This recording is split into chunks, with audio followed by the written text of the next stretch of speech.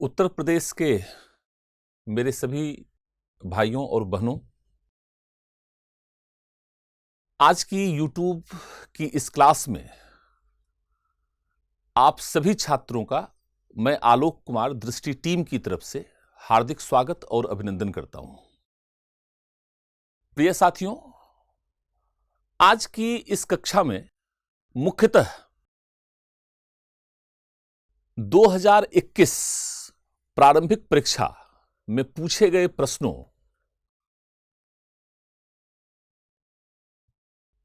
के एक सीरीज को लेकर हम लोग उपस्थित हुए हैं, जिसमें इंडियन पॉलिटी, यहां पर आप लोग देख रहे होंगे, प्रारंभिक परीक्षा में भारतीय राज्य व्यवस्था से पूछे जाने वाले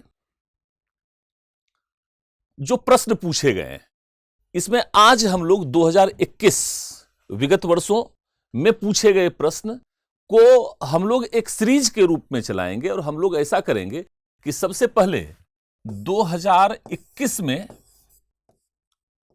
अभी अक्टूबर में ही जो एग्जामिनेशन हुआ है, आप लोगों में से बहुत सारे स्टूडेंट्स ने इस एग्जामिनेशन में पार्टिसिपेट भी किया होगा। आप लोग यह जानना भी चाह रहे होंगे कि जो प्रश्न पूछे गए हैं उसका आदर्श उत्तर क्या होना चाहिए, उसका मानक उत्तर क्या होना चाहिए।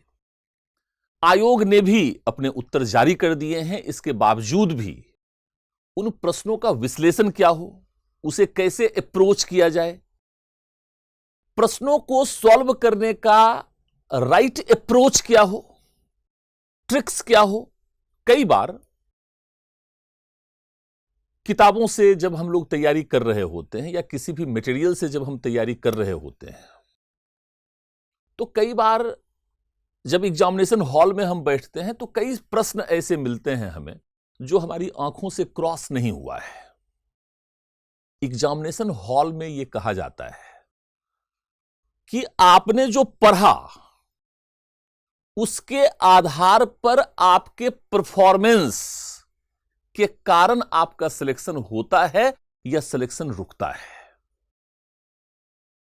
विगत वर्षों के प्रश्नों का अभ्यास करने के माध्यम से आप अपनी एक ऐसी अंतर्दृष्टि का विकास कर पाते हैं जिसके माध्यम से आप अगले एग्जामिनेशंस में अपनी कमियों को समझ पाते हैं, अपने परफॉर्मेंस को बेहतर बना पाते हैं।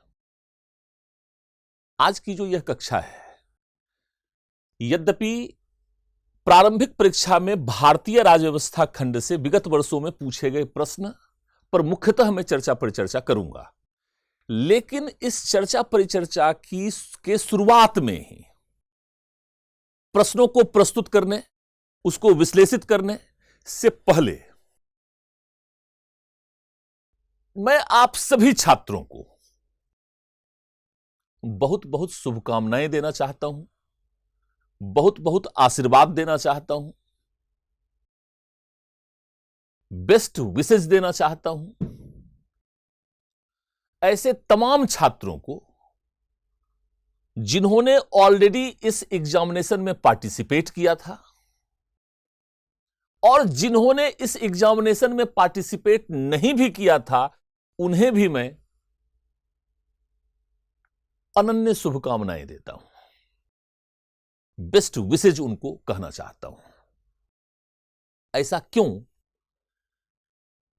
तो आपको शुभकामनाएं इसलिए दे रहा हूं, आपको आशीर्वाद इसलिए दे रहा हूं, आपको बेस्ट विशेज इसलिए कह रहा हूं क्योंकि सिविल सेवा के क्षेत्र को अपने कैरियर के लक्ष्य के रूप में आपने स्वीकार किया है। इसका अर्थ यह है कि आप ऑर्डिनरी, आप कॉमन मैन नहीं हैं। स्कूल में, कॉलेज में आपके साथ कई सारे स्टूडेंट्स होंगे, उसमें से सिर्फ कुछ छात्रों ने सिविल सेवा को अपने कैरियर के लक्ष्य के रूप में स्वीकार किया होगा। मतलब यह कि सिविल सेवा में सफलता की दिशा में आप ऑलरेडी एक कदम बढ़ा चुके हैं। सफलता की ओर आप एक कदम बढ़ चुके हैं। सिविल सेवा के गोल्डन हॉरिजन को आप समझते हैं। आप इस बात को समझ गए हैं कि आप एक योग्य और क्षमतावान व्यक्ति हैं, आप प्रतिभावान हैं, और सिर्फ सिविल सेवा ही आपकी इस योग्यता, क्षमता व प्रतिभा को संतुष्ट कर सकती है। क्योंकि एक योग्य, क्षमतावान, प्रतिभावान छात्र के लिए, व्यक्ति के लिए सिविल सेवा ही सबसे बेहतर सेवा हो सकती है। क्योंकि सिविल सेवा इतना व्यापक, इतना विविधतापूर्ण, इतना चुनौतीपूर्ण, चैलेंजिंग, इतना रोमांचक,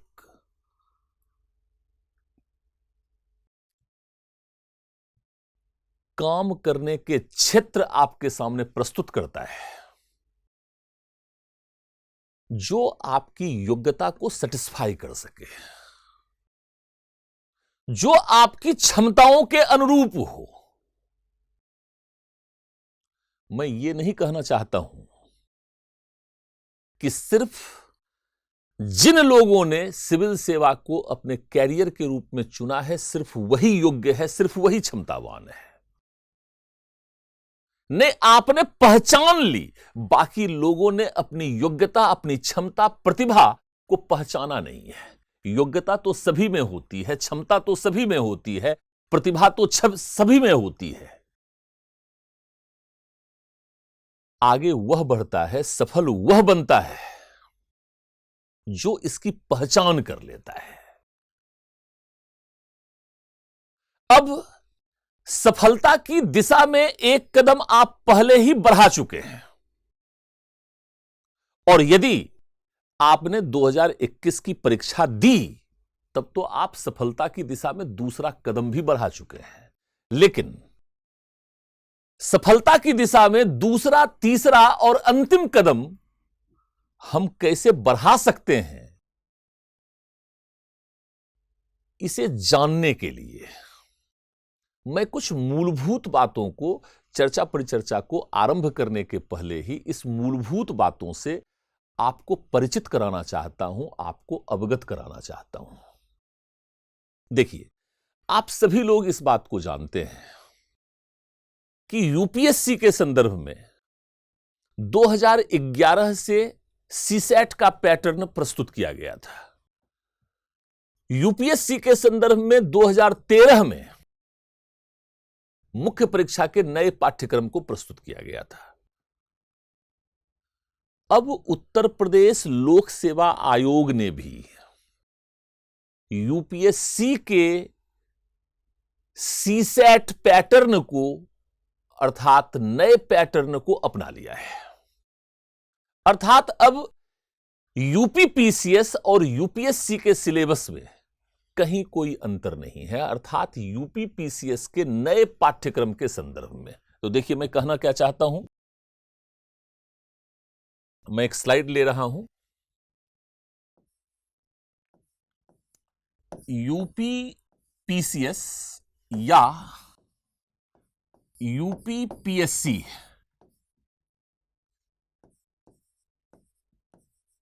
के नवीनतम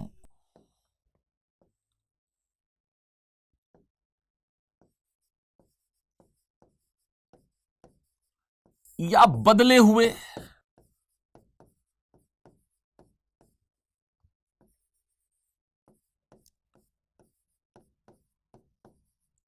पाठ्यक्रम के संदर्भ में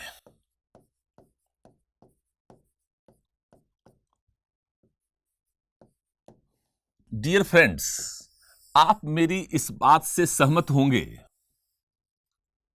कि जब परीक्षा का पैटर्न बदल गया, जब परीक्षा का पाठ्यक्रम बदल गया, इसका मतलब यह है कि अब यह नवीनतम या बदला हुआ पाठ्यक्रम या पैटर्न एक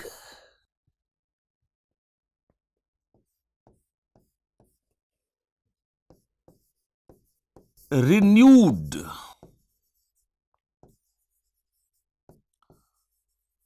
आउटलुक की डिमांड करता है। अर्थात बदले हुए पाठ्यक्रम, बदले हुए पैटर्न को बेहतर तरीके से तैयार करने का एक नवीनतम दृष्टिकोण होना चाहिए। चूंकि पाठ्यक्रम बदला, पैटर्न बदला, तो तैयारी के दृष्टिकोण में भी छात्रों, अभ्यर्थियों जो सिविल सेवा की तैयारी कर रहे हैं, उत्तर प्रदेश लोक सेवा आयोग की तैयारी कर रहे हैं, उनके दृष्टिकोण में भी मौलिक परिवर्तन की आवश्यकता उत्पन्न हो गई है। पुराने दृष्टिकोण से नवीनतम पाठ्यक्रम, पैटर्न को आप बेटर तरीके से अप्रोच नहीं कर सकते हैं। अब जो परीक्षा का पैटर्न है वो कहता है कि CSAT, civil services aptitude test, अर्थात अब एक रिन्यूड एप्टीट्यूड की जरूरत है। एटीट्यूड की जरूरत है,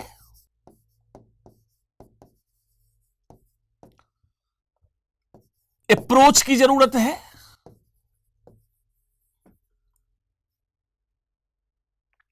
समझिएगा।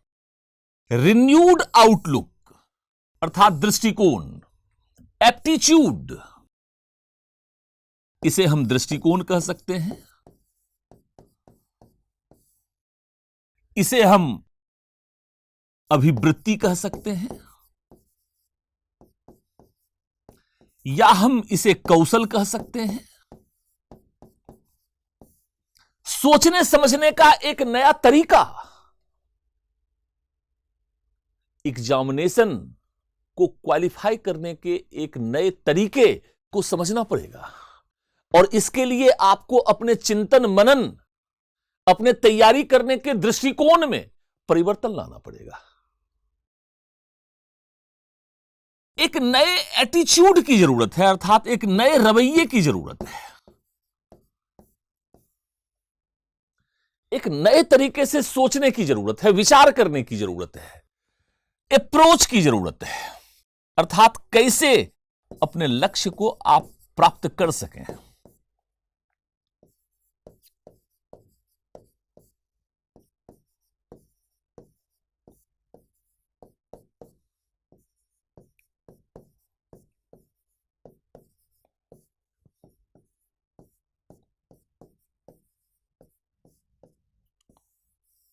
अप्रोच करने का मतलब होता है पहुंचना,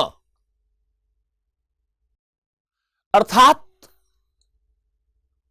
आयोग के द्वारा परीक्षा के विभिन्न चरणों को आप कैसे अप्रोच कर सकते हैं, अर्थात उसे क्वालिफाई कर सकते हैं। सब कुछ रिन्यूड हो गया। Pattern renewed, examination pattern renewed, reformed.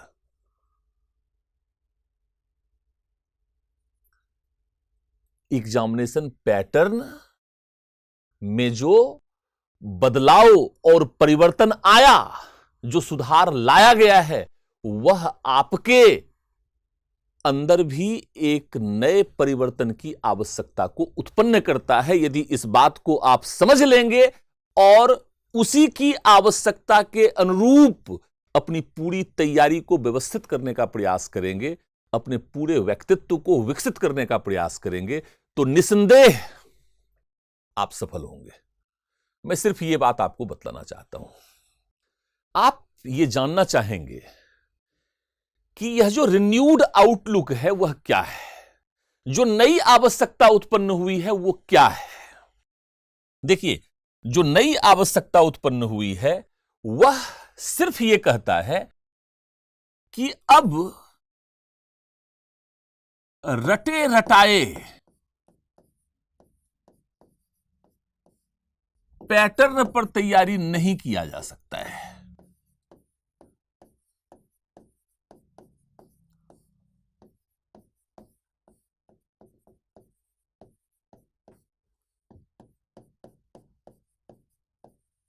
या मैं ये कहूं कि अब रटे रटाए पैटर्न पर तैयारी करना सफलता को प्राप्त करने की दिशा में काफी नहीं है।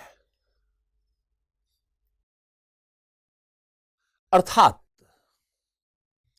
अब सिर्फ तथ्यात्मक या सिर्फ जानकारियों को इकट्ठा करके,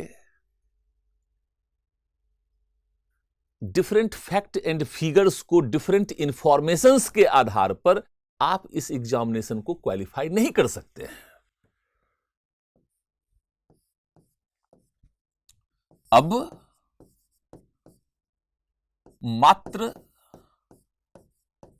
तथ्य या सूचनाओं के आधार पर, सूचनाओं के संग्रहण, अधिक से अधिक फैक्ट एंड फिगर्स को आपने कलेक्ट कर लिया, इसके आधार पर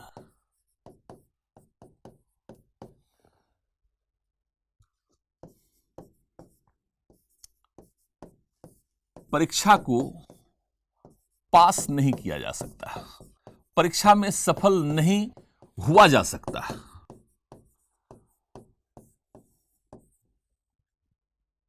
बल्कि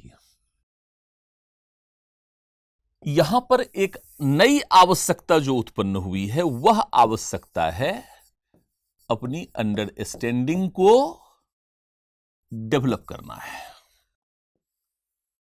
जो भी विषय वस्तु है उसकी एक मौलिक समझ का विकास आपको करना है, रटना नहीं है।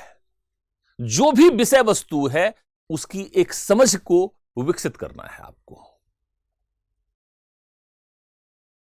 साथ ही साथ सिर्फ समझ को ही विकसित नहीं करना है। वर्तमान में जो सीसैट का पैटर्न है वह इसलिए भी लाया गया है कि आप इस अंडरस्टैंडिंग के आधार पर अपने कॉन्सेप्ट को बिल्ड कर सकें,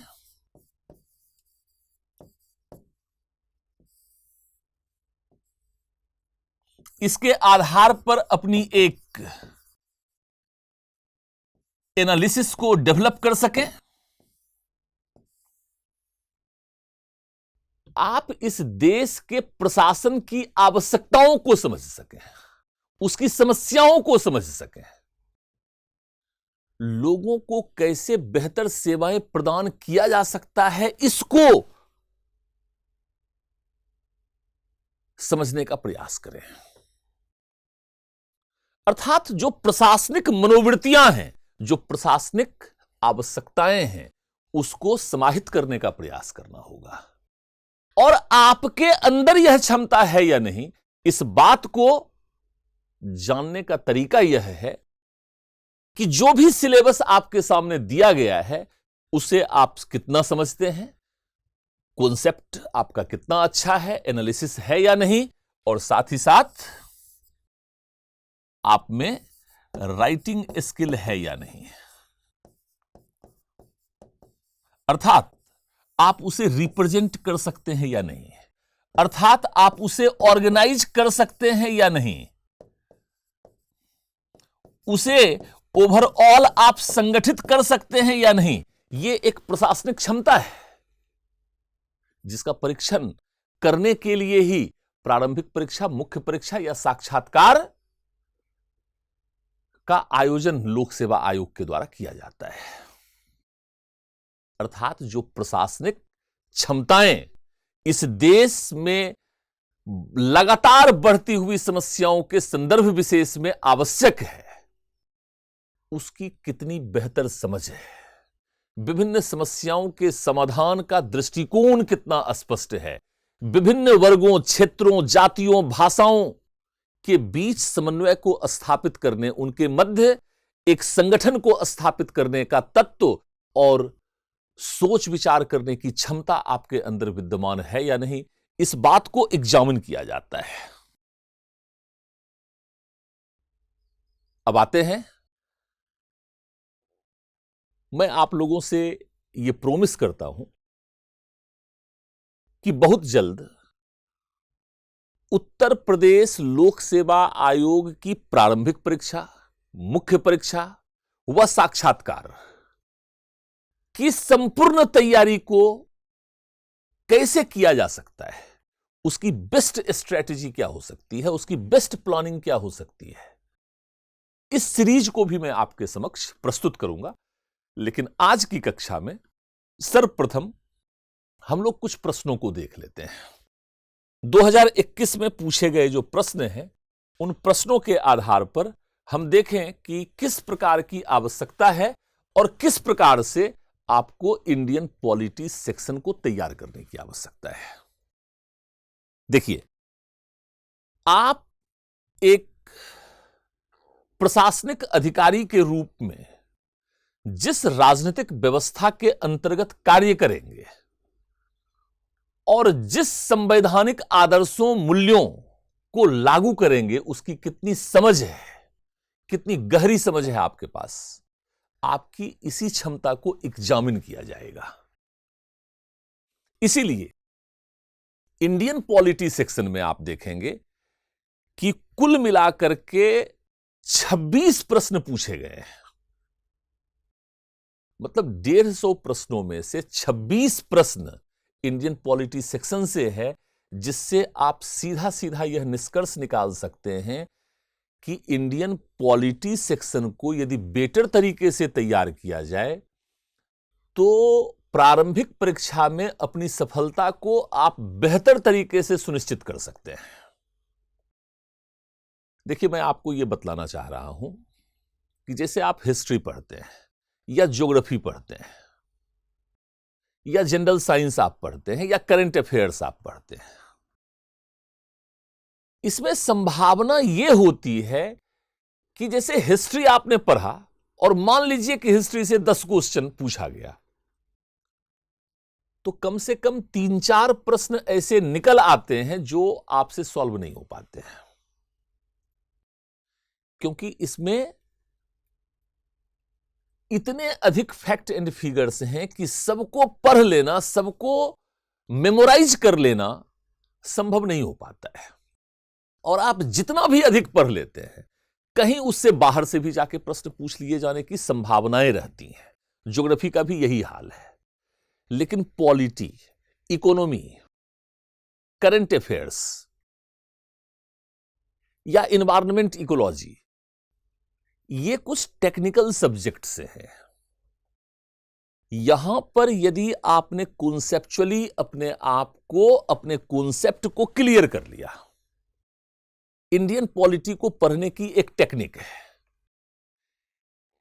भारतीय राजनीतिक व्यवस्था या इंडियन पॉलिटिकल सिस्टम का फंक्शनिंग किस टेक्निक पर बेस्ड है, किस अप्रोच पर बेस्ड है, उसके मूलभूत सिद्धांत क्या है, आदर्श और मूल्य क्या है, यदि उसे आपने कॉन्सेप्चुअलाइज कर लिया, पढ़ लिया, अगर वो टेक्निक्स आपका क्लियर है, तो इंडियन पॉलिटी को हम सबसे अधिक फर्टाइल एरिया मानते हैं, यूपीएससी हो या यूपीपीसीएस हो, दोनों में ही, क्योंकि यहां से प्रश्नों को गलत करने की संभावना बिल्कुल ही शून्य होती है। और साथ ही साथ प्रारंभिक परीक्षा, मुख्य परीक्षा के साथ साथ साक्षात्कार में भी इस पूरे सेक्शन से बहुतायत में प्रश्न पूछे जाते हैं। करंट अफेयर्स जो आप पढ़ते हैं, वह भी कहीं ना कहीं बहुतायत में इंडियन पॉलिटी से रिलेटेड होता है।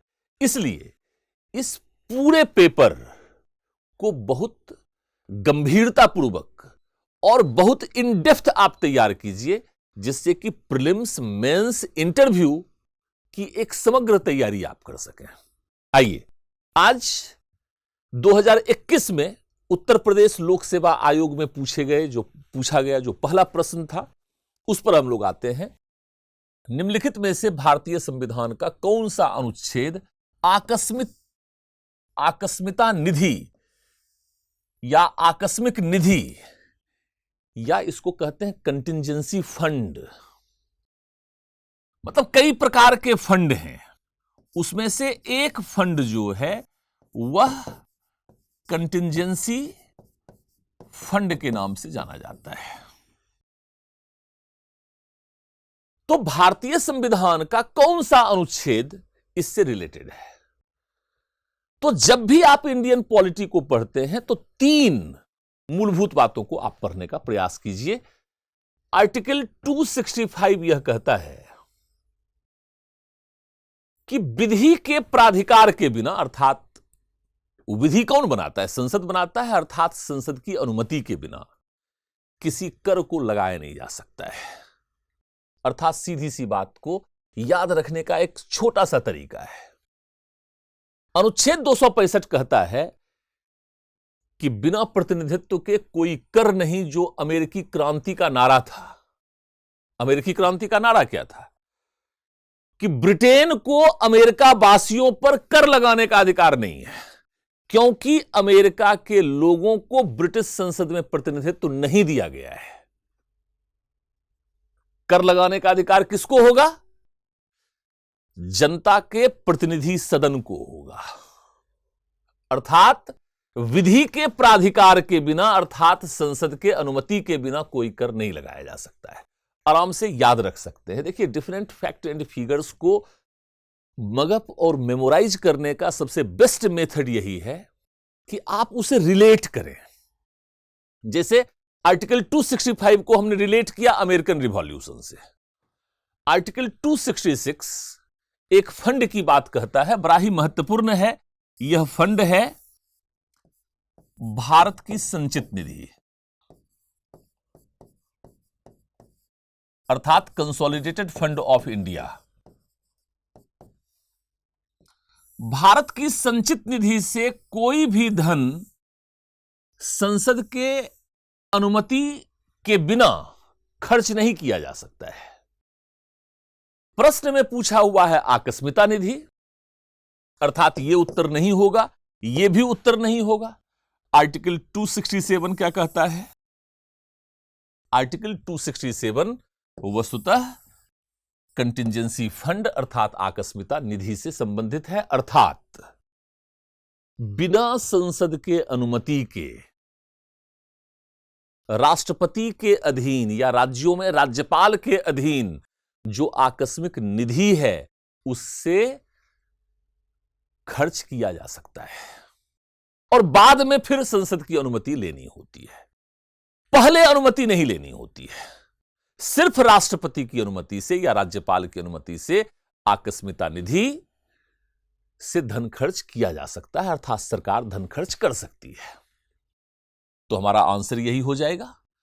अनुच्छेद 268 कहता है, अनुच्छेद देखिए, अनुच्छेद 268 से लेकर 274 तक विभिन्न करों के विषय में बात की गई है। अनुच्छेद 268 में कहा गया है कि कुछ कर ऐसे हैं जिसे केंद्र लगाता है लेकिन राज्य संग्रहित करता है और राज्य ही उसको विनियोजित कर लेता है, अर्थात उसका उपयोग कर लेता है। अर्थात केंद्र और राज्य के बीच वित्तीय शक्तियों का वितरण अनुच्छेद 268 से लेकर 274 तक किया गया है। जब आप इंडियन पॉलिटी सेक्शन को पढ़ते हैं तो पूरे कॉन्स्टिट्यूशन में हम लोग इस तरीके से बात कर लेते हैं कि जिससे यह स्पष्ट हो जाए कि कभी भी अगर इस तरीके से डायरेक्ट अनुच्छेद पर बेस्ड अगर प्रश्न पूछे तो सिर्फ कॉन्सेप्ट के बेस पे ही आप उसको क्लियर कर सकते हैं। जैसे यहां पर हमने कहा 265 में क्या मेंशन है, 266 में क्या मेंशन है, 267 में क्या मेंशन है और 268 में क्या मेंशन है। मान लीजिए कि आपने इसे पढ़ा और भूल भी गए तो कम से कम इतना तो समझ ही सकते हैं कि आकस्मिकता निधि 265 में नहीं है, 266 में नहीं है, 268 में नहीं है, तो यह 267 में है। मतलब एलिमिनेट हम कर सकते हैं। अब देखिए दूसरे प्रश्न पर हम आते हैं।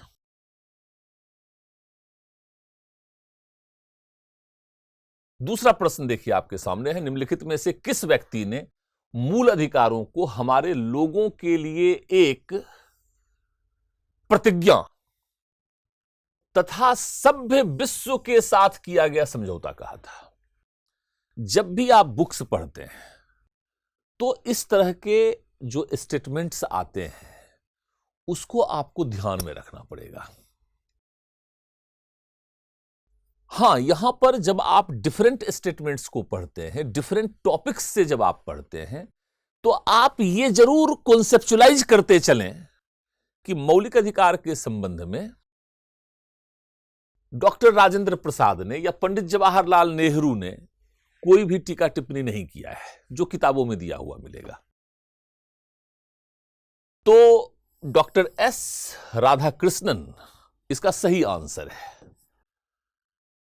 लेकिन थोड़ा ये जो प्रश्न है, पीसीएस में कई ऐसे प्रश्न आते हैं जिसमें फैक्ट एंड फिगर्स के आधार पर आपको थोड़ा रटना पड़ेगा, लेकिन उसे कॉन्सेप्चुलाइज करने का तरीका हो सकता है कि आप ये जरूर डिनोट कर सकते हैं कि किसी भी टॉपिक में जो स्टेटमेंट्स दिए जा रहे हैं वह किन किन विद्वानों के द्वारा दिए गए हैं और किन किन विद्वानों के द्वारा नहीं दिए गए हैं, जिससे कि जब प्रश्न पूछा जाए तो आप कॉन्सेप्ट के बेसिस पर आंसर कर सकें कि इसमें से यह हो सकता है। अगर याद है तब तो कोई दिक्कत ही नहीं है, लेकिन अगर याद नहीं भी है तो भी आप इसको अप्रोच कर सकते हैं। नेक्स्ट क्वेश्चन पर आते हैं। नेक्स्ट क्वेश्चन है, कौन से संविधान संशोधन अधिनियम द्वारा मतदान की आयु को 21 से घटाकर 18 वर्ष किया गया था? देखिए, संविधान में जो हमारा मूल संविधान था, उस संविधान में मतदान की जो आयु थी, अर्थात मतदाता की जो आयु थी, वह 21 वर्ष थी। और सीधे सीधे ध्यान में रखना है कि 61वें संविधान संशोधन के द्वारा इस आयु को घटाकर 18 किया गया। और इस संदर्भ में सिर्फ और सिर्फ एक ही संविधान संशोधन हुआ है जब मतदाताओं के लिए जो न्यूनतम आयु है उसको घटाया गया है। जहां तक 66 अमेंडमेंट है या 62nd अमेंडमेंट है या 63rd अमेंडमेंट है, तो यहां पर आपको जो इस तरह की जो मोटी मोटी जो बातें हैं उसको ध्यान में रखना पड़ेगा इंडियन पॉलिटी को जब भी आप पढ़ते हैं तब। नेक्स्ट क्वेश्चन पर आते हैं।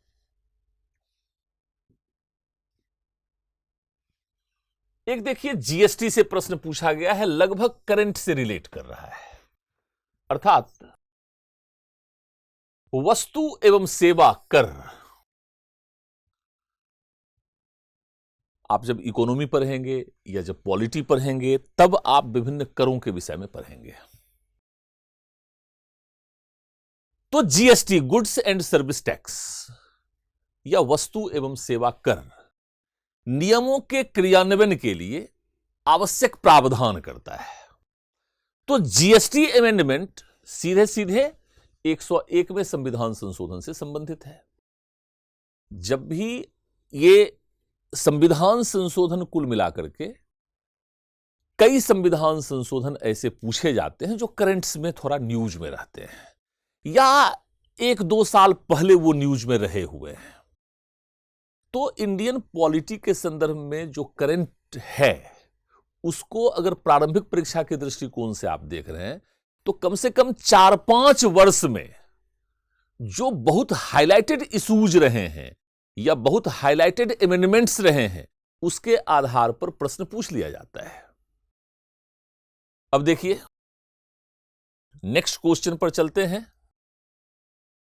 निम्नलिखित में से कौन से आयोग या समिति की सिफारिश पर भारत में अंतर्राज्यीय परिषद की स्थापना की गई थी? इंटर स्टेट काउंसिल की बात कर रहा है।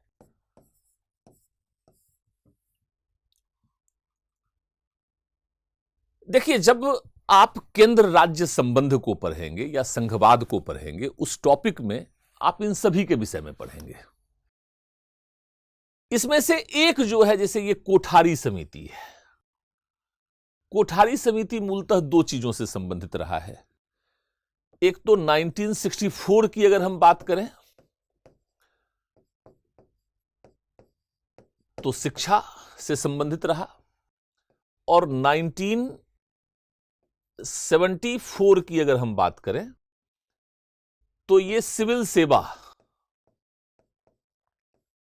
परीक्षा से संबंधित है। अर्थात अंतर्राज्यीय परिषद का कोठारी समिति से कोई लेना देना हो नहीं सकता है, लेकिन बाकी जो पुंछी आयोग है, राजमन्नार समिति है और सरकारिया आयोग है, यह केंद्र राज्य संबंध से संबंधित हो सकता है। पंछी आयोग मदन मोहन पुंछी आयोग जो है वह 2006 में बना। राजमन्नार समिति बहुत पहले बना हुआ था, 1967 में। सरकारिया आयोग 1983 में बना। केंद्र राज्य संबंध पर 2 आयोग बने हैं केंद्र सरकार के द्वारा। सबसे पहले रणजीत सिंह सरकारिया आयोग, रणजीत सिंह सरकारिया के अध्यक्षता में, और मदन मोहन पुंछी की अध्यक्षता में मदन मोहन पुंछी आयोग 2006 में। तो सरकारिया आयोग की जो सिफारिशें हैं या पुंछी आयोग की जो सिफारिशें हैं उसको मोटे तौर पर आपको ध्यान में रखना है, इसलिए क्योंकि लगातार यहां से प्रश्न पूछे जाते हैं। जहां तक इंटर स्टेट काउंसिल का सवाल है या अंतर्राज्यीय परिषद का सवाल है, तो सरकारिया आयोग ने केंद्र और राज्य के बीच तनाव को कम करने के लिए या केंद्र और राज्य के बीच विभिन्न विवादों के समाधान के संवैधानिक तंत्र को विकसित करने के लिए अंतर्राज्यीय परिषद की स्थापना का सुझाव दिया था। 1990 में वीपी सिंह सरकार के द्वारा सर्वप्रथम सरकारिया आयोग की अनुशंसा को लागू करते हुए अंतर्राज्यीय परिषद की स्थापना की गई थी। तो इस बात को ध्यान में रखेंगे। इसके पश्चात हम आते हैं भारतीय संविधान के अंतर्गत निम्नलिखित में से कौन सा मौलिक कर्तव्य नहीं है। अब आप यह सोचेंगे कि आप सभी लोग जानते हैं कि 42वें संविधान संशोधन के माध्यम से सरदार स्वर्ण सिंह समिति की अनुशंसा पर कुल 10 मौलिक कर्तव्यों को भारतीय संविधान के भाग 4A या भाग 4K में शामिल किया गया था। आर्टिकल 51A भाग 4A में 10 मौलिक कर्तव्यों को शामिल किया गया था। आपको करना कुछ नहीं है, जब आप पढ़ते हैं तो एक बार गंभीरतापूर्वक एक जागरूक नागरिक के रूप में यह आपका कर्तव्य है कि आप एक बार सूची को देख लें। आराम आराम से आपको समझ में आ जाएगा कि इसमें से कौन सा नहीं है। या तो प्रश्न पूछेगा कि इनमें से कौन सा मौलिक कर्तव्य है, या प्रश्न पूछेगा इनमें से कौन सा मौलिक कर्तव्य नहीं है। तो आम चुनाव में जो मतदान है इसे मौलिक कर्तव्य के अंतर्गत शामिल नहीं किया गया है, अर्थात यही नहीं पूछ रहा है। इस बात को भी ध्यान में रखेंगे, अर्थात आंसर ये हो जाएगा। बाकी ये तीनों जो हैं ये मौलिक कर्तव्य के अंतर्गत शामिल है। एक बार आप पढ़ लेंगे ना तो आपसे गलतियां नहीं होंगी। अब देखिए, एक बड़ा सामान्य सा प्रश्न है। भारतीय संविधान के विभिन्न प्रावधानों को एक तरफ दिया गया है और उसके स्रोत को बतलाया गया है कि कहां से हमने इसको, किस देश के संविधान से हमने इसे ग्रहण किया है। जैसे मौलिक अधिकार है तो संयुक्त राज्य अमेरिका है। संयुक्त राज्य अमेरिका के बिल ऑफ राइट्स से मौलिक अधिकार की प्रेरणा हमने प्राप्त की है। राज्य के नीति निर्देशक तत्व तो आयरलैंड है। केंद्र की अवशिष्ट शक्तियां ऑस्ट्रेलिया नहीं है, बल्कि समवर्ती सूची जो है यह हमने ऑस्ट्रेलिया से लिया है। जहां तक अवशिष्ट सूची की बात आती है या अवशिष्ट शक्तियों की बात आती है, तो 1935 के भारत शासन अधिनियम में भी और कनाडा से भी हमने इसका दृष्टिकोण प्राप्त किया है। तो अवशिष्ट शक्तियां जो हैं यह 1935 के भारत शासन अधिनियम और कनाडा के व्यवस्था पर आधारित है। आपातकालीन शक्तियां, देखिए यहां पर थोड़ा सा कंफ्यूजन है। अगर आपसे पूछे आपातकालीन शक्तियां, तो आपातकालीन शक्तियां हमने 1935 के भारत शासन अधिनियम से लिया है और आपातकाल के प्रभाव हमने जर्मनी से लिए हैं।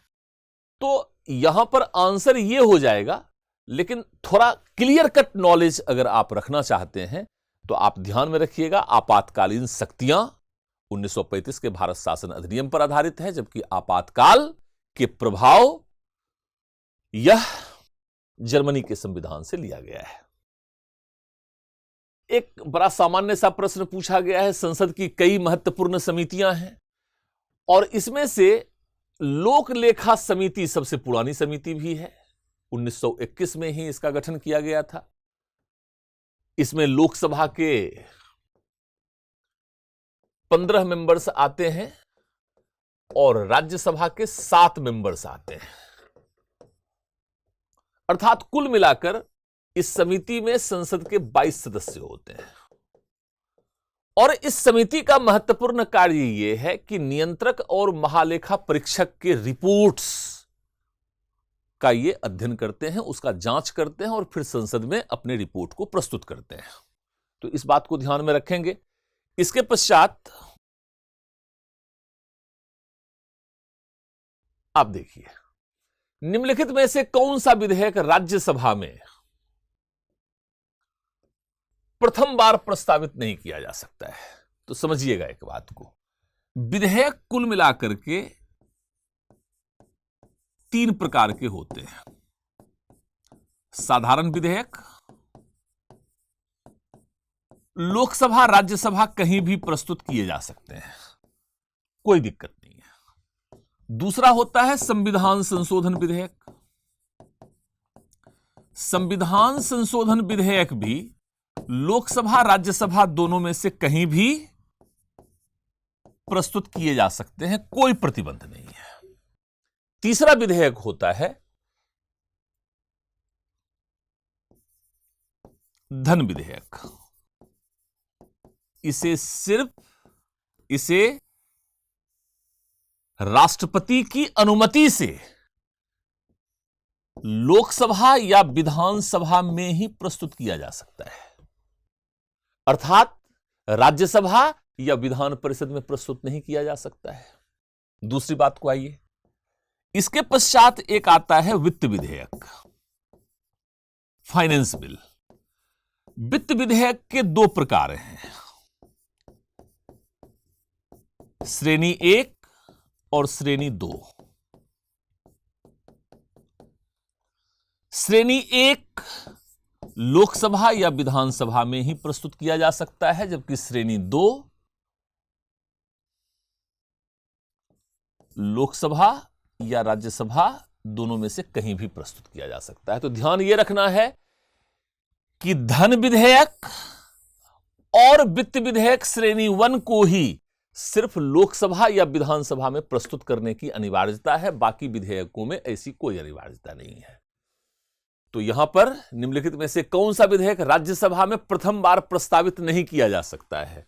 तो यहां पर देखिए, साधारण विधेयक, संवैधानिक संशोधन, राज्य पुनर्गठन और धन विधेयक। तो सीधे सीधे आंसर आपका आ जाएगा धन विधेयक। यह थोड़ा कॉन्सेप्चुअल क्वेश्चन है, मतलब आपके पास अंडरस्टैंडिंग होगी तभी आप इसका बेहतर उत्तर कर पाएंगे। दूसरा जो है, भारतीय संसद की कार्यवाही में शून्यकाल, मतलब संसद की कार्यवाही 11 बजे से प्रारंभ होती है और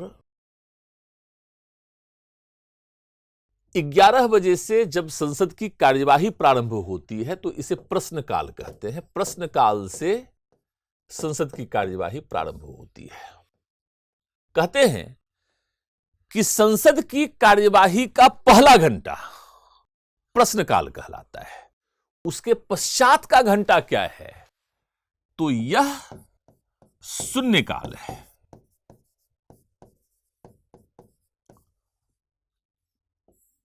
तो क्या प्रश्न पूछ रहा है? भारतीय संसद की कार्यवाही में शून्यकाल का अर्थ क्या है? तो प्रश्नकाल के ठीक पश्चात का काल क्या कहलाता है? शून्यकाल कहलाता है। आंसर निकल जाएगा। यह भी ध्यान में रखिएगा कि संसदीय प्रणाली में शून्यकाल भारतीय संसदीय परंपरा की देन है।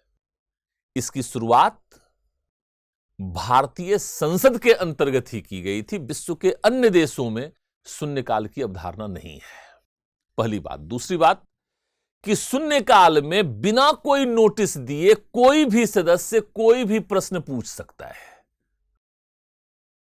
बाकी इन डिटेल हम लोग जब टॉपिक्स पर आएंगे तब हम लोग बातचीत करेंगे। आइए अब हम लोग नेक्स्ट क्वेश्चन को देखते हैं।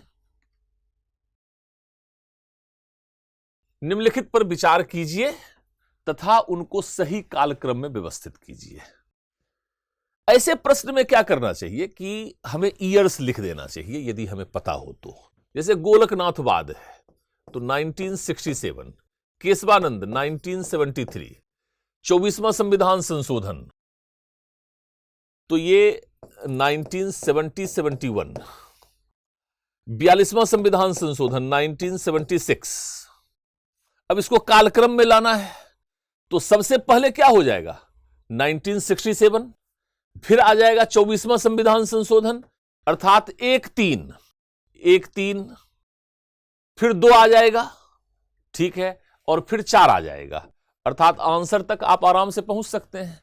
इसका सबसे बेस्ट तरीका यही है, ठीक है। आप ये पूछ सकते हैं कि सर ईयर्स अगर याद नहीं हो तो कम से कम इतना तो याद रखेंगे कि यह घटना पहले हुई है, यह घटना बाद में हुई है। कोई दिक्कत नहीं है, जरूरी नहीं है कि ईयर्स आपको ध्यान हो।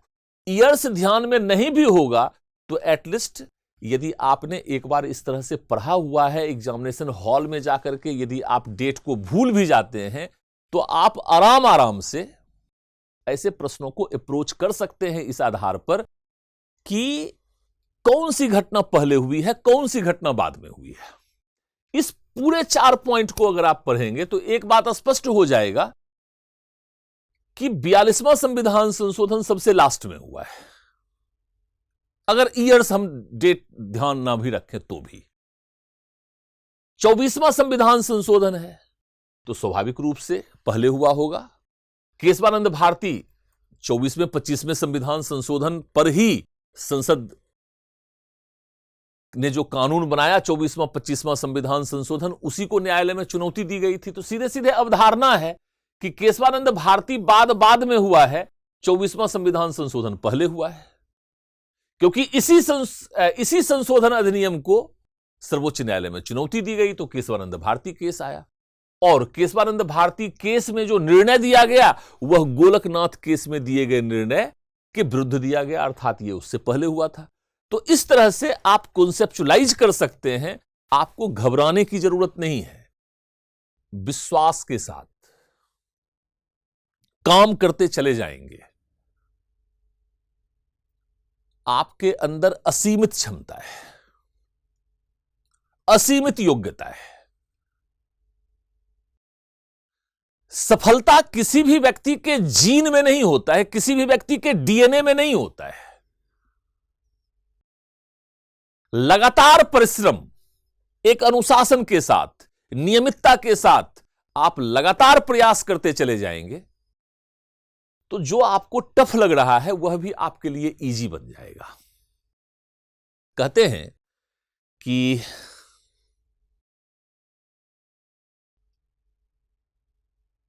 फानूस बनकर जिसकी हिफाजत हवा करे, फानूस का मतलब होता है शीशे की एक चिमनी जो लालटेन वगैरह में गांव में यूज किया जाता था।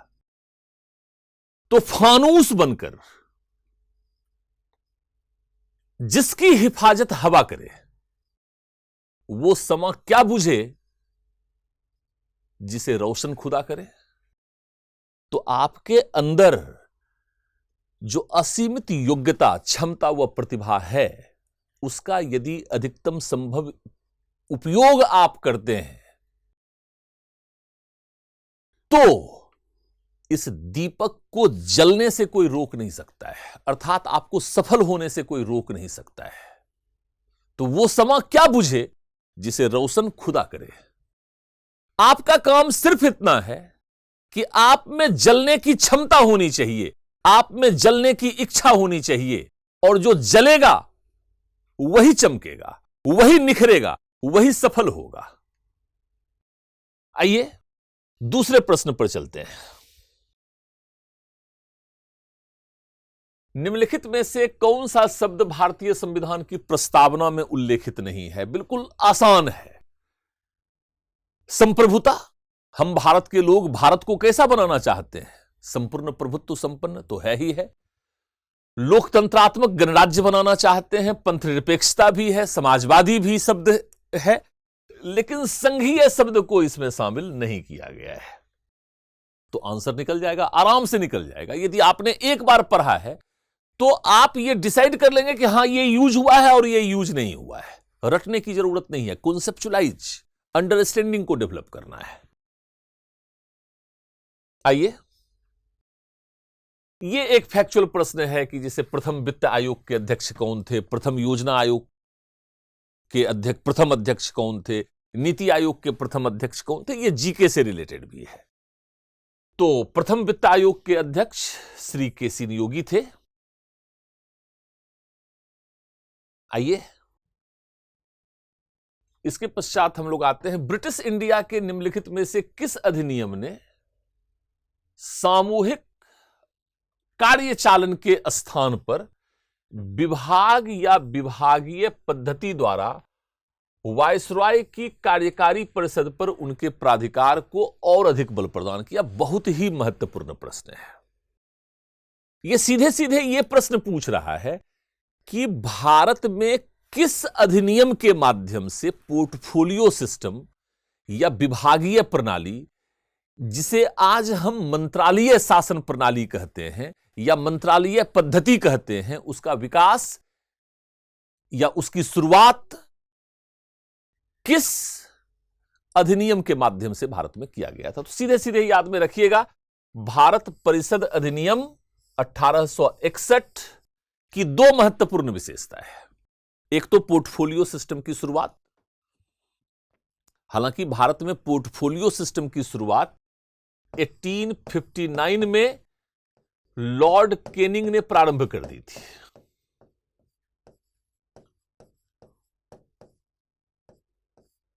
लेकिन लॉर्ड केनिंग के द्वारा प्रारंभित इस व्यवस्था को इस अधिनियम के द्वारा वैधानिक बना दिया गया, मतलब औपचारिक बना दिया गया। 1861 की दूसरी महत्वपूर्ण विशेषता प्रतिनिधित्व की प्रणाली की शुरुआत है। अर्थात विधायिका परिषद में कुछ भारतीयों को प्रतिनिधित्व प्रदान किया गया। तो इस बात को ध्यान में रखेंगे। इसके पश्चात देखिए, एक बड़ा महत्वपूर्ण प्रश्न है और यह बड़ा कॉन्सेप्चुअल प्रश्न होता है, कथन कारण वाले प्रश्न। पहले यूपीएससी में खूब पूछे जाते थे। ऐसे प्रश्नों में आपके पास इंफॉर्मेशन भी होना चाहिए और आपका कॉन्सेप्ट भी बिल्कुल सही होना चाहिए और आपके अंदर अच्छे खासे मात्रा में एनालिटिकल एबिलिटी भी होना चाहिए। कथन क्या है? भारत में मंत्री परिषद सामूहिक रूप से लोकसभा और राज्यसभा के प्रति उत्तरदायी है। आर्टिकल 75(3) कहता है कि भारत में मंत्री परिषद सामूहिक रूप से लोकसभा के प्रति उत्तरदायी होता है। और याद रखिएगा, व्यक्तिगत रूप में मंत्री परिषद या मंत्री राष्ट्रपति के प्रति उत्तरदायी होते हैं। अर्थात यह कथन गलत हो गया ना। लोकसभा और राज्यसभा दोनों के सदस्य संघीय सरकार में मंत्री बन सकते हैं। अर्थात लोकसभा और राज्यसभा के सदस्य मंत्री बन सकते हैं। अगर मंत्री नहीं है, अगर कोई व्यक्ति न लोकसभा का सदस्य है न राज्यसभा का सदस्य है, तो भी वह 6 महीने तक मंत्री बन सकता है। इस 6 महीने के अंदर उसे लोकसभा या राज्यसभा की सदस्यता ग्रहण करनी पड़ेगी। अर्थात यह सही है। इसका मतलब यह है कि आंसर डी हो जाएगा कि ए गलत है किंतु आर सत्य है, क्योंकि यह गलत है यहीं पर डिसाइड हो चुका था।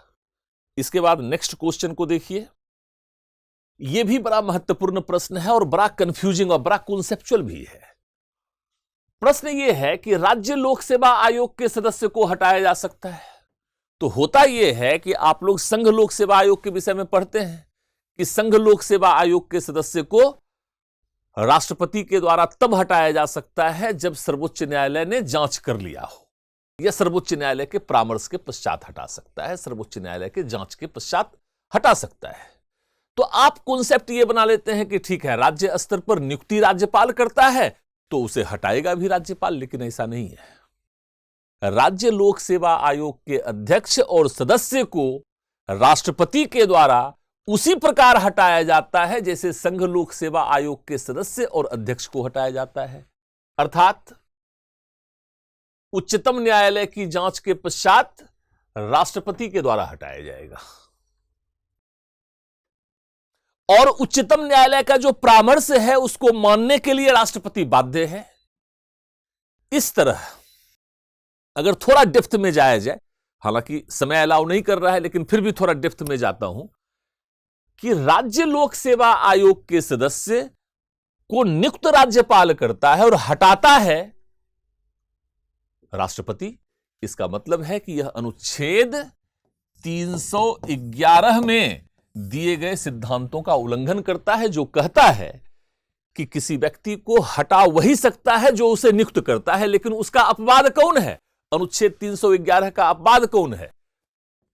तो ये है, अर्थात राज्य लोक सेवा आयोग के अध्यक्ष और सदस्य हैं, क्योंकि वे नियुक्त राज्यपाल के द्वारा होते हैं लेकिन हटाए राष्ट्रपति के द्वारा जाते हैं।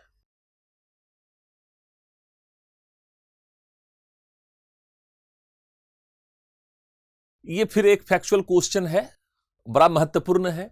भारत के प्रथम मुख्य निर्वाचन आयुक्त सुकुमार सेन थे, बिल्कुल सही है। और भारत की पहली महिला मुख्य निर्वाचन आयुक्त वीएस रमा देवी थी, 1990 में। इन्हीं के पश्चात टीएन शेषन आए थे। तो इसको ध्यान में रखिएगा, दोनों ही सही है। तो 1, 2 दोनों सही है, आंसर बिल्कुल करेक्ट हो जाएगा। एक बड़ा महत्वपूर्ण स्टेटमेंट आपके सामने है और आपको पढ़ के ही यह लग जाएगा कि यह स्टेटमेंट किसका हो सकता है। मतलब कॉन्सेप्ट के आधार पर आप इसका आंसर कर सकते हैं। क्या आप मुझे एक भी स्वतंत्र देश दिखा सकते हैं जहां पृथक मताधिकार हो, अर्थात जहां धर्म के आधार पर किसी को मताधिकार दिया गया हो, जाति के आधार पर, क्षेत्र के आधार पर मताधिकार दिया गया हो? अंग्रेज जा चुके हैं परंतु वे अपनी शरारत को यहीं पर छोड़ गए हैं। सीधे सीधे सरदार वल्लभ भाई पटेल का स्टेटमेंट है। अब आइए नेक्स्ट पर पहुंचते हैं। सिविल सेवा में सुधार हेतु पीसी होता समिति। आज हमने जैसे शुरू में सीसेट परीक्षा के नए पैटर्न की बात की थी, तो ये पीसी होता समिति की अनुशंसा पर ही आधारित था। इनका निर्माण जो है वह 2004 में किया गया था। इसी तरह से आपको ध्यान में रखना है वाईके अलग समिति 2001। एक मिलान करने वाला जो प्रश्न है, यह बड़ा महत्वपूर्ण प्रश्न है और बड़ा फैक्चुअल प्रश्न है। देखिए, कहता है कि राजस्थान में कितना राज्यसभा का सीट है, तो बिल्कुल 10 ही सीट है। गुजरात में 11 है, गुजरात में 11 है। कर्नाटक में 12 है, तो कर्नाटक में 12 है। और पंजाब में 7 है। तो अब यहां से आंसर आप कर सकते हैं। यहां पर यह ध्यान में रखना है कि जैसे कॉन्सेप्चुअलाइज क्या कर सकते हैं। अगर इस 4 राज्यों में विचार करेंगे तो पंजाब में सबसे कम है। अगर इस 4 राज्यों में विचार करेंगे तो कर्नाटक में सबसे अधिक है। इसके आधार पर आप कुछ कॉन्सेप्ट बना सकते हैं, लेकिन फिर भी आपको जब याद रहेगा तभी आप कर सकते हैं। अर्थात ए का 1 होगा, बी का 3 होगा, सी का 4। इसका आंसर ए हो जाएगा। नेक्स्ट क्वेश्चन देखते हैं, बड़ा महत्वपूर्ण प्रश्न है। पंचायती राज पर निम्नलिखित समितियां बनाई गई थी, उन्हें कालक्रम में हमें व्यवस्थित करना है। तो अशोक मेहता समिति, कालक्रम में व्यवस्थित करने का मतलब है सीधे सीधे हमें ईयर्स लिख देना है।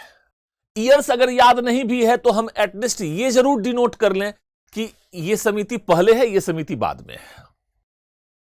एलएम सिंह भी 1986, बीआर मेहता अर्थात बलवंत राय मेहता 1957, जीवीके राव 1985। अब कालक्रम में आराम से बैठा सकते हैं। बलवंत राय मेहता सबसे पहले आएगा, अर्थात 3 के बाद 1, उसके बाद 4, उसके बाद 2। बिल्कुल सही है, आंसर बी हो जाएगा। और इसके पश्चात हम आते हैं, लिख रहा है उत्तर प्रदेश के राज्य लोक सेवा आयोग के कार्यों का विस्तार किया जा सकता है। किसके द्वारा? अब उत्तर प्रदेश लोक सेवा आयोग है, तो इनके कार्यों का विस्तार प्रधानमंत्री तो करेगा नहीं, केंद्रीय कार्मिक मंत्रालय भी नहीं करेगा, राष्ट्रपति भी नहीं करेगा, तो कौन करेगा? उत्तर प्रदेश विधानमंडल द्वारा। क्लियर है? मतलब देखिए, बिल्कुल आप एलिमिनेट कर सकते हैं।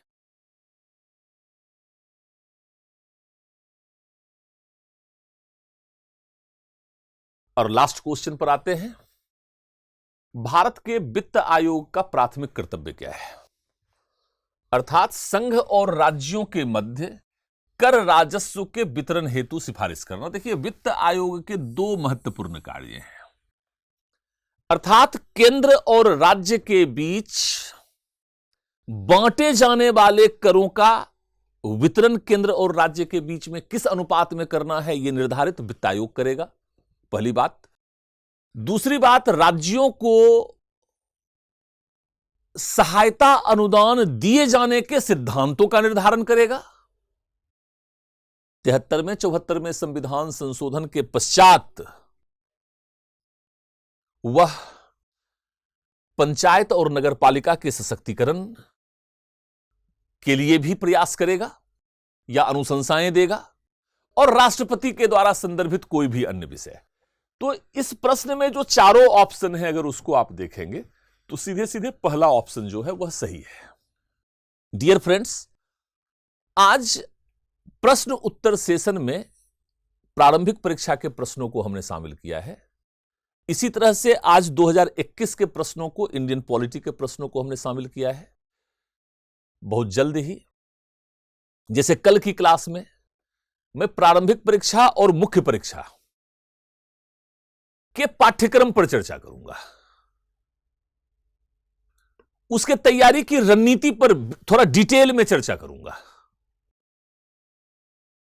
और फिर 2020, 2019, 2018 अर्थात नए पैटर्न पर जो प्रारंभिक परीक्षा हुए हैं उन सभी प्रश्नों का विश्लेषण, मुख्य परीक्षा जो नए पैटर्न पर हुए हैं उन सभी प्रश्नों का विश्लेषण, यूट्यूब में यूपीपीसीएस की समग्र तैयारी कैसे करें, इंडियन पॉलिटी की तैयारी कैसे करें, पाठ्यक्रम को कैसे समझें, प्रारंभिक परीक्षा के पाठ्यक्रम को कैसे समझें, मुख्य परीक्षा के पाठ्यक्रम को कैसे समझें, प्रारंभिक परीक्षा के प्रश्नों का उत्तर कैसे दें, मुख्य परीक्षा के प्रश्नों का मानक उत्तर क्या होना चाहिए, इन तमाम बातों पर हम लोग YouTube में, मैं खुद और हमारे सारे विशेषज्ञ वन बाय वन इन सभी चीजों पर कक्षा लेते रहते हैं।